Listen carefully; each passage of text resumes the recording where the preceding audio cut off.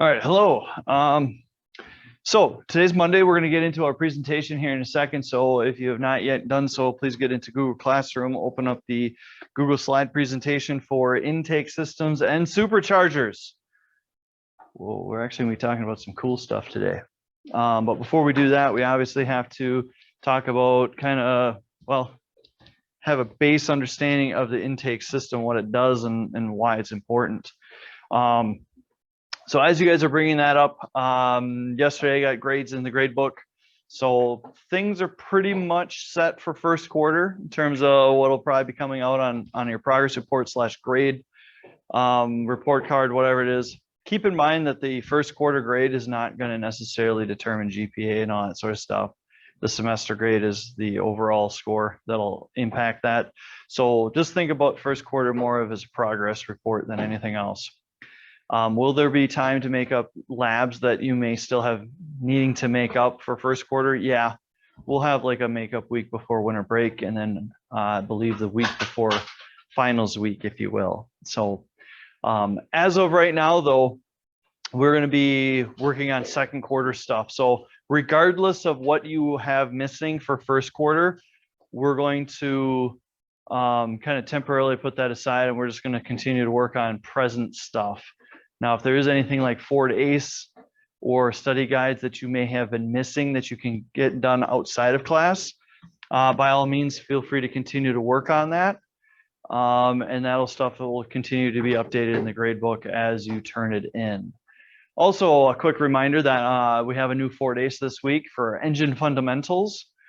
A lot of the information that's going to be on this particular module is going to be review. I'd say at least half of it will be review in terms of information you've already been taught or shared or done. So some of the stuff might, hey, ears perk up a little bit because, yeah, I know about that. Or, hey, I've heard about it, right? This is just kind of a half review, half kind of getting into some other stuff that'll be hitting up for second quarter. That'll be due in 2 weeks. There is a study guide, quote unquote, that I've built into the assignment. So there's a little Google Doc. If you open that up, that'll actually show you the questions that'll be posted at the end of the each learning module. Okay, and it'll also give you in parentheses where that question is answered in the module itself. So if you are having difficulty passing that, take a look at what slide you might want to focus in on to find the information you need to get that correct. Okay. All right, so this week's objectives, we have A8.D.1, identify fuel, air induction, and exhaust system components and configurations. We're going to focus in on the air induction part of that. And then this week's lab is going to be you going out in the shop, taking out an engine air filter. If your vehicle that you're working on is equipped with a cabin air filter, you'll be removing that as well. Obviously reinstalling that. And then we're going to be taking a look at our, I believe it's our MAF sensor, MAF, mass airflow sensor. And I'm going to show you guys a couple tips and tricks using a digital multimeter. And that'll get into our A8.D.3 standard, which is asking you to inspect, service, or replace air filters, filter housings, and intake ductwork. So lots of cool stuff. Not a terrifyingly challenging lab this week. If you've ever actually changed out your air filter in your vehicle, you can know that sometimes that can be easy. Sometimes it can be a bear just due to the fact that it really is manufacturer dependent. My F-150 that I have, it takes me about half a second. Boom, out, new one in. Okay, Toyota Sienna that my wife drives around, that one's a bear. That takes me about a half an hour to do because there's screws in areas that you can't see and things have to get lined up right, and it's not as fun. Okay, so for intake and exhaust systems, well, intake systems mostly is what we're going to focus on this week. Number one, an engine not only needs air for combustion, it also must get spent gases out of the cylinder. So kind of getting into some more engine fundamentals here this morning, just to kind of as a reminder, right?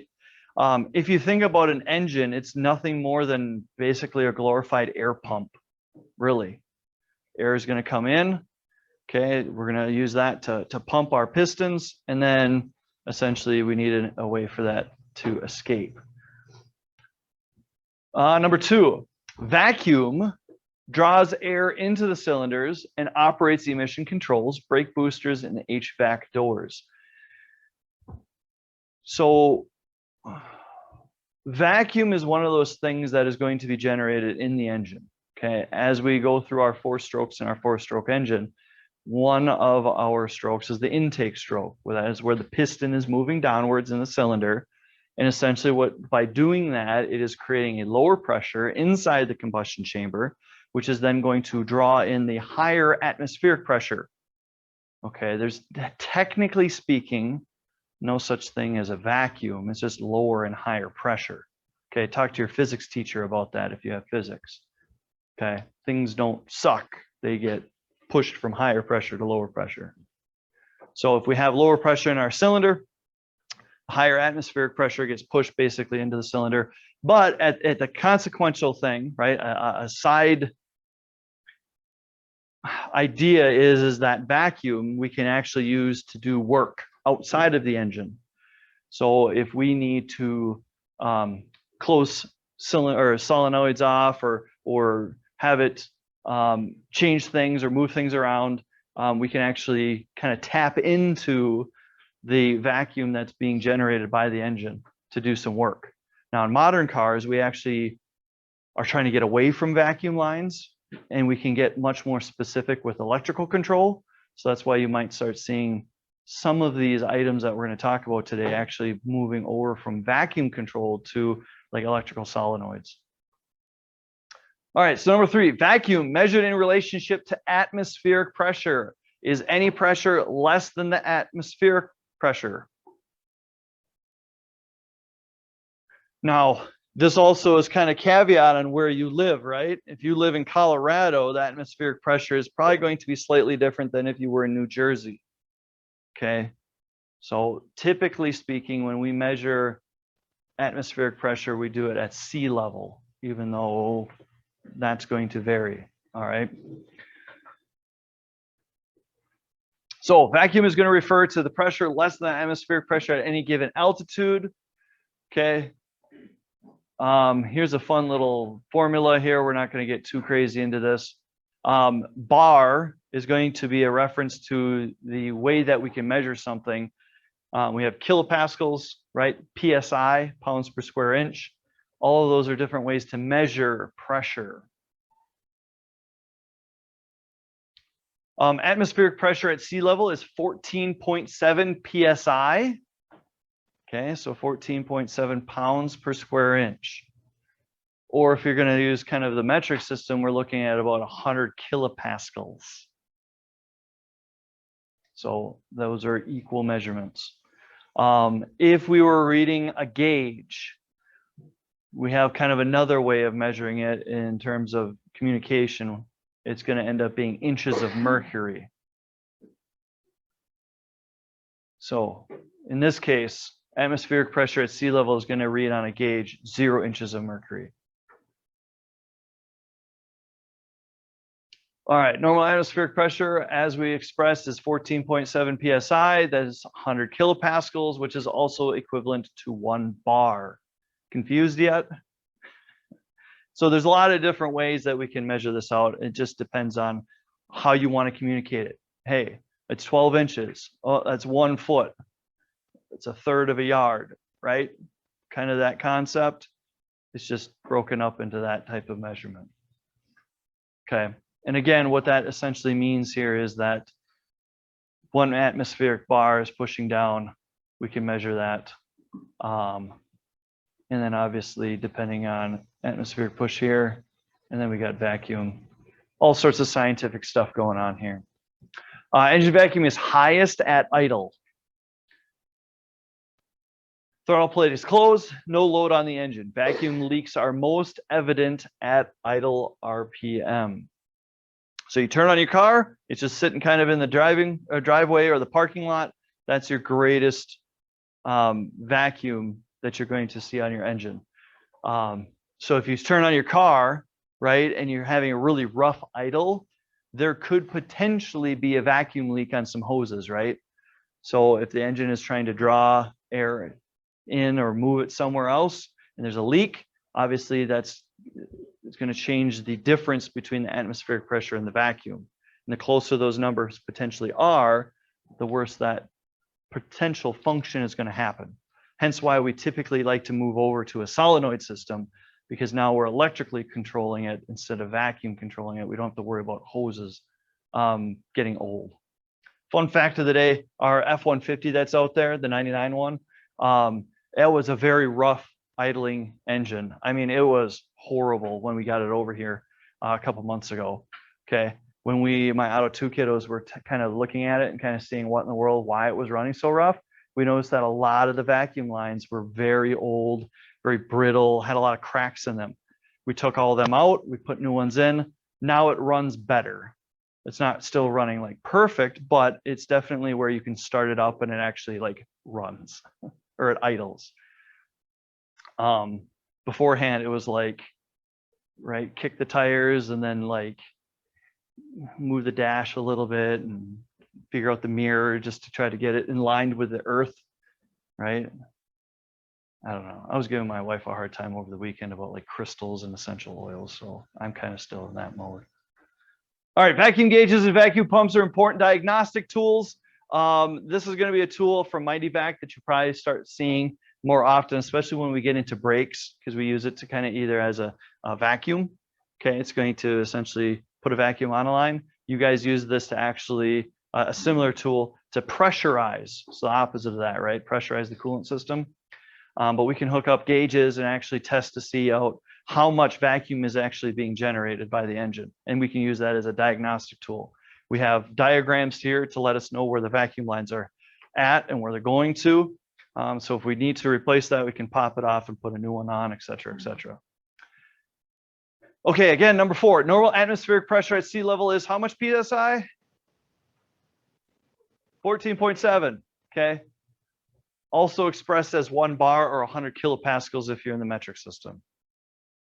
Okay, or you're just from Europe and you're like saying kilopascals. I don't know. PSI is much easier to spell though. 5, vacuum problems contribute to many drivability problems.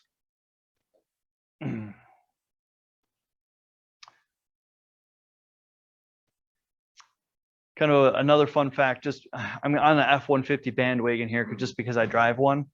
When I first got my pickup truck, I noticed that when I hit the button to turn on 4-wheel drive, like it wouldn't always engage properly. Okay, maybe after driving so long it would. I brought it in and I'm just like, okay, what's going on? They're just, oh, the vacuum line was shot. They put in a new vacuum line. Now my 4-wheel drive engages because it uses a vacuum to hold certain things in place, and it's getting that vacuum from the engine. Now all of a sudden you get a 2021 F-150, it's all electrical, right? Much easier. Don't have to worry about that. Again, we're not probably going to get too much crazy into this, but a vacuum line is used a lot in certain aspects of this, right? To turn things on, to move things, to take diaphragms and to move those into place. So like things like your EGR, your PCV valve, all that sort of stuff can operate in accordance with engine vacuum. But again, modern day vehicles, we're using the computer, the PCM, powertrain control module, to monitor different things from sensors, et cetera, to do a better, more efficient job at that. All right, at idle, a healthy engine should have about 17 to 22 inches of mercury of vacuum. And it's going to have 0 to 5 inches of mercury at WOT. What's WOT again? Watt. Right, that's the, so you guys see watt. Wide open throttle, pedal to the metal, okay? It's the throttle plate is as open as it possibly can get. You're pushing that engine as hard as possible, okay? So again, that goes back to the point that our vacuum is going to be highest at idle, and it actually goes down when we are accelerating or opening up our throttle more. The air induction system, there we go, directs outside air into the engine cylinders. So the engine has to breathe just like you or I, okay? Our lungs are not exposed to the environment for many good reasons, okay? When we breathe, the air has to go into our mouth and then down our throat. Is it esophagus? No. Is that what it is? Okay, I'm sorry, I'm not a biology teacher. And then eventually it goes into our lungs where we can then use it to exchange carbon dioxide and oxygen in our blood system, et cetera, et cetera. Okay. Same thing for our car. Our combustion chamber is not directly exposed to the environment. Okay. So we have like our mouth, which is kind of here, right, where the air is being inducted or induced into the engine. It travels through some piping and tubing, intake manifold, runners, and then eventually into our combustion chamber. Okay, air filters clean the air entering the cylinders, entering the crankcase through our PCV system. Anybody know what PCV stands for? It's acronyms, right? Automotive engineers love abbreviations for stuff, typically 3-letter ones too. PCV stands for positive crankcase ventilation.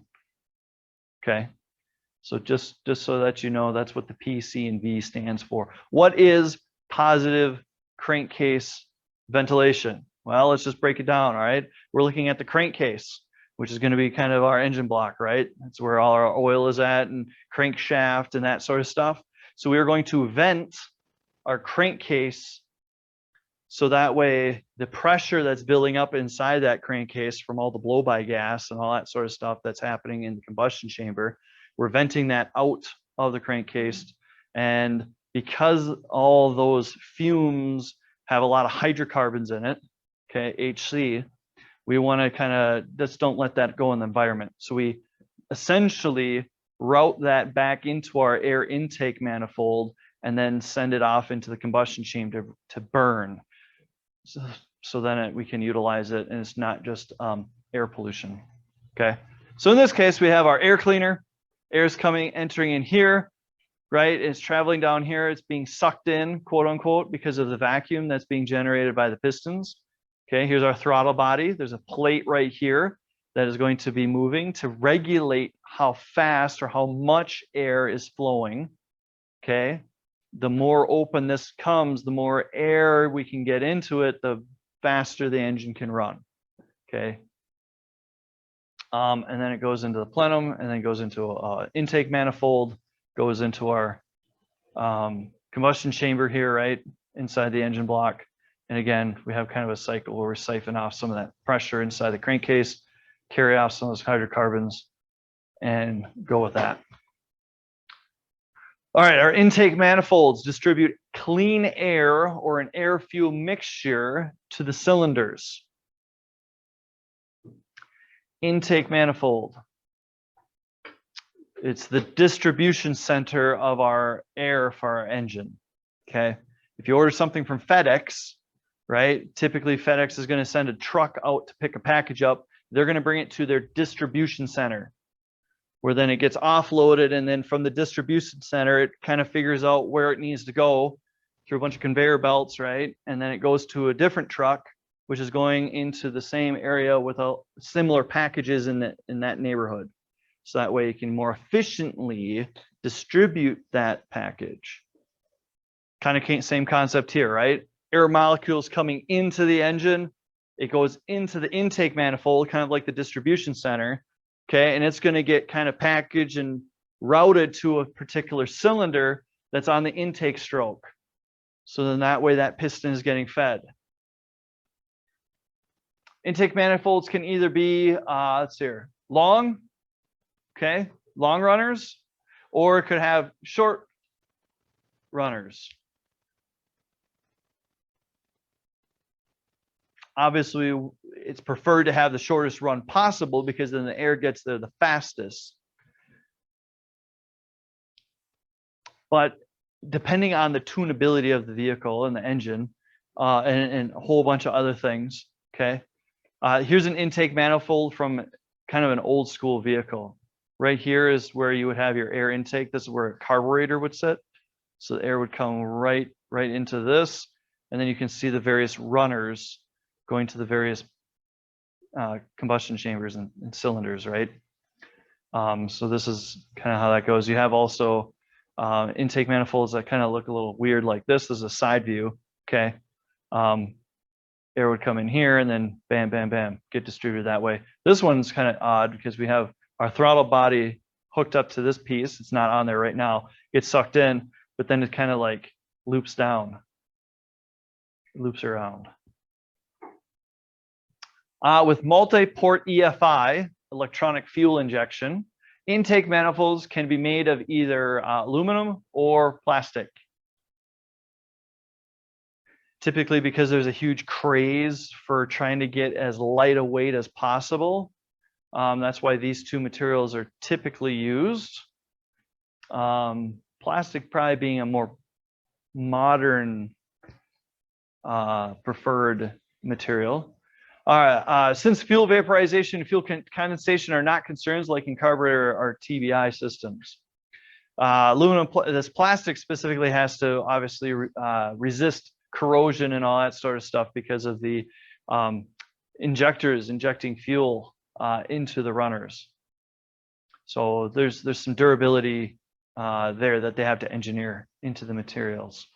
Some intake manifolds provide areas for mounting vacuum sources and contain exhaust passages for operation of the EGR system. EGR, again, is going to be one of our lovely three-letter abbreviations. EGR stands for exhaust gas recirculation. And again, you can probably deduce what that means. We are recirculating exhaust gas. We're taking exhaust gas out of the tailpipe, recirculating it back into the engine, which seems kind of like a weird thing. Why would you want to take exhaust gases and put it into the intake? I know there's reasons for that. We'll talk more about that when we get into the exhaust and emission systems. They may also have connections for the MAP, mass airflow sensor, or no, manifold absolute pressure, ECT, so that's going to be your coolant temperature, and your IAT, or intake air temperature sensors. 13, an intake manifold has two basic components. You're going to have a plenum and runners. Think of the plenum as basically your warehouse where all the air is stored, and then the runners is basically going to direct the air from the warehouse to being distributed out to the cylinders. Okay, plenum and runners. The plenum is a reservoir for air. It is very important in Atkinson cycle engine operation. Ooh, fancy.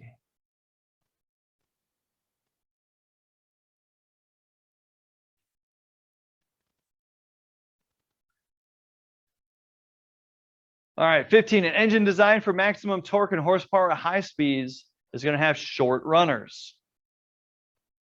So if you were looking at getting a high horsepower engine, again, short runners. We don't want that air kind of wasting time moving around. We want it there, okay? Efficiently using the bouncing effect of air in the runners is called acoustic supercharging. Fun fact of the day, right? Did anyone watch that Z06 presentation about the new Corvette?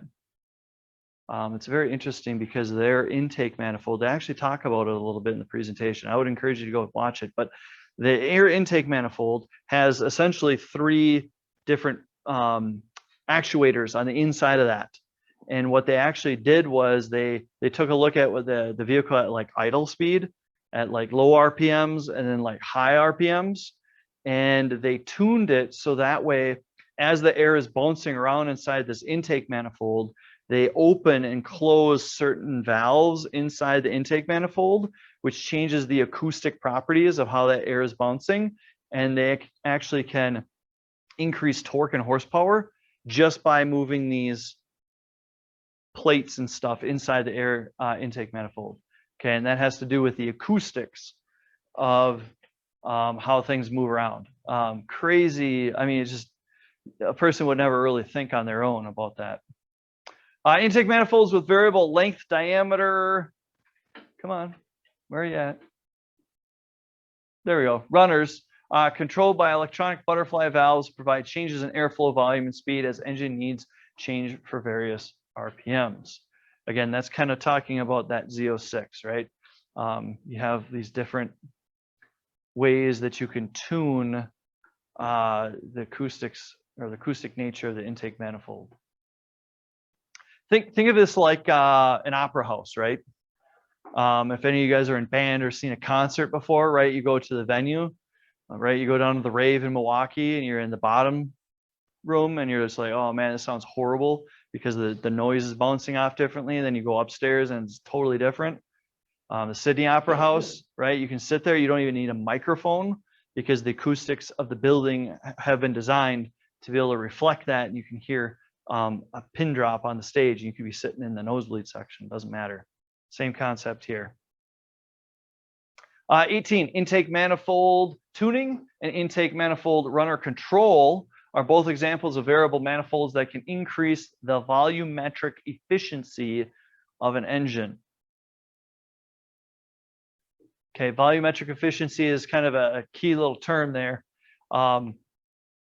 Since there is limited space in the cylinder combustion, right, we want to be as efficiently as possible with that volume.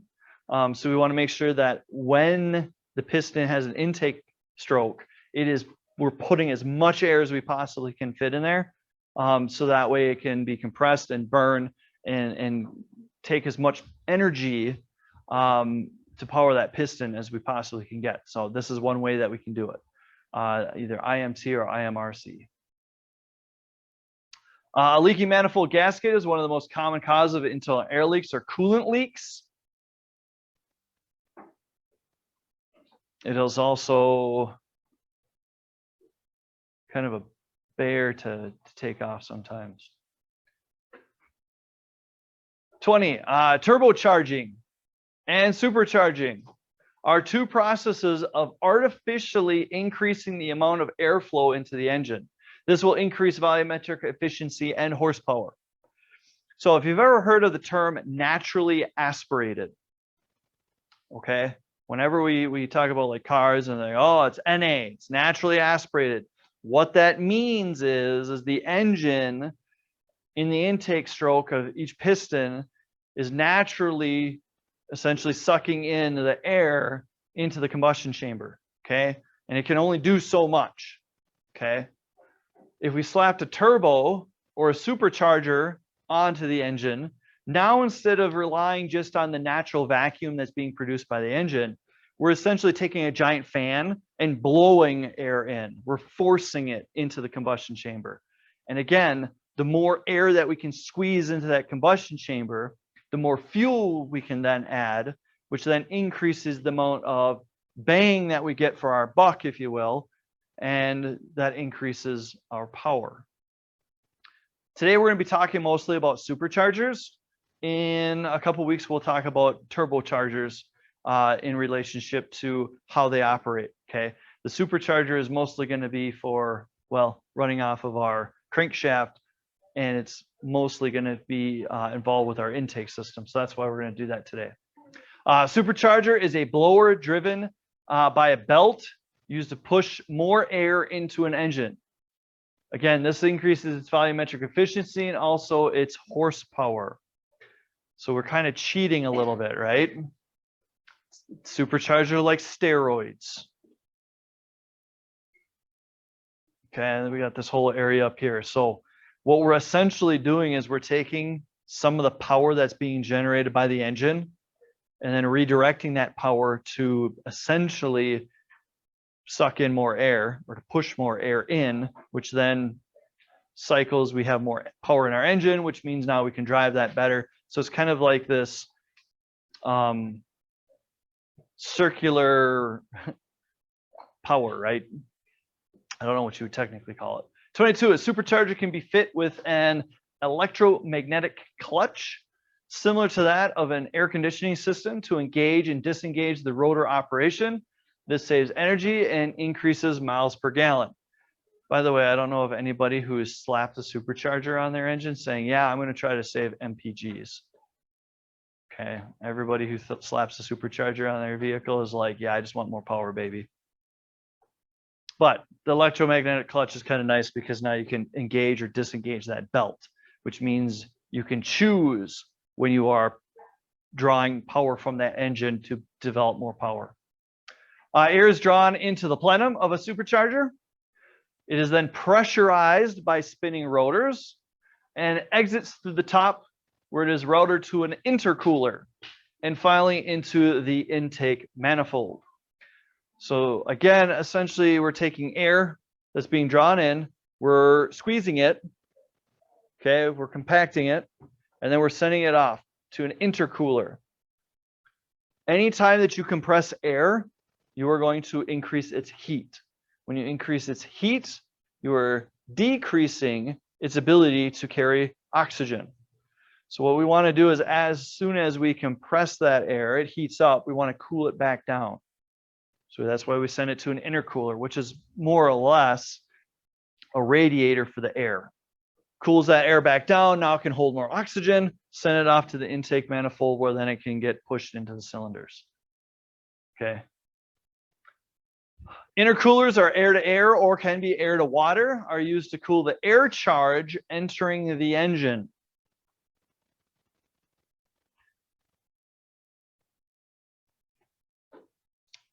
So this is kind of what it looks like. We got some pipes here. So we got air getting forced in, goes into this air on the outside, going past it, just like our radiator. Again, that cools it down, and then it moves back over into our air intake. Superchargers incorporate a bypass valve that allows it to idle when extra power isn't needed. So at idle, we really don't care for making 800 horsepower because we're not going anywhere. So why in the world would we want to just waste energy providing that? So we have this little bypass valve right on the inside that we can open up, allows the air basically to bypass the supercharger and just go right into the intake manifold. Since rotor speed is directly linked to crank RPM, boost is directly controlled by throttle position.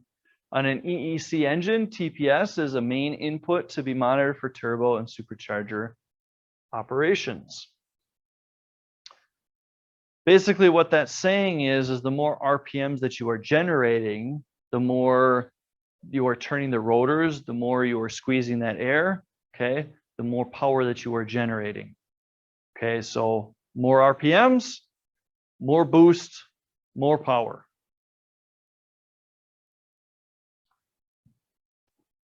We'll just kind of move past this real quick because we are running out of some time here. All right, superchargers can be centrifugal. I'm probably saying that wrong. They can be rotor, which is probably the most common type, or they can end up being vane in design. Okay, your turbochargers are going to be more centrifugal, but you could, in theory, have a supercharger that way. Rotors. So basically, you have these two pieces that are kind of look like sprues or a screw, right? As they turn, they're taking the air in and just kind of forcing it in. Think of this as like the adult fidget spinners. Okay, you take those.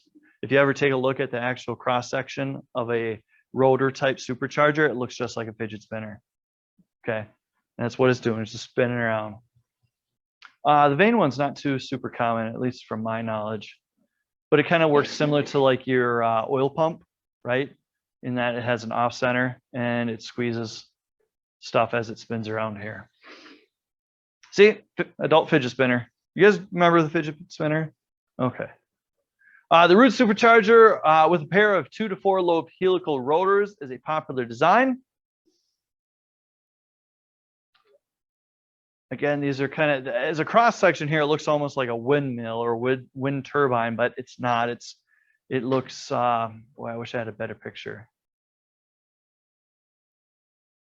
Yeah, it kind of looks like this, like almost like things are kind of like 2 screws.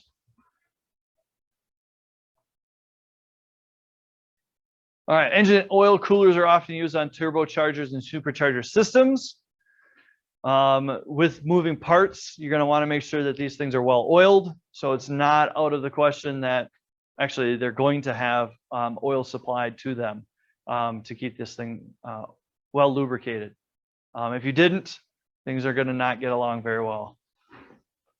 29, a supercharger normally has its own oil supply. True. So if there's like a little X there on your study guide, I think you just pick it up and then move it over to the true section. Okay. You can actually access that and change out the oil. But typically when people ask me, hey, can I put a turbo on my car in the auto shop? I go, yeah, no. They're like, why not? Because there's a lot more involved than just slapping a turbo on or a supercharger, right? You have to install an intercooler, then you got to prime the oil, and then you got to do all this sort of stuff just to get it to run. But then now all of a sudden you're adding boost into your engine.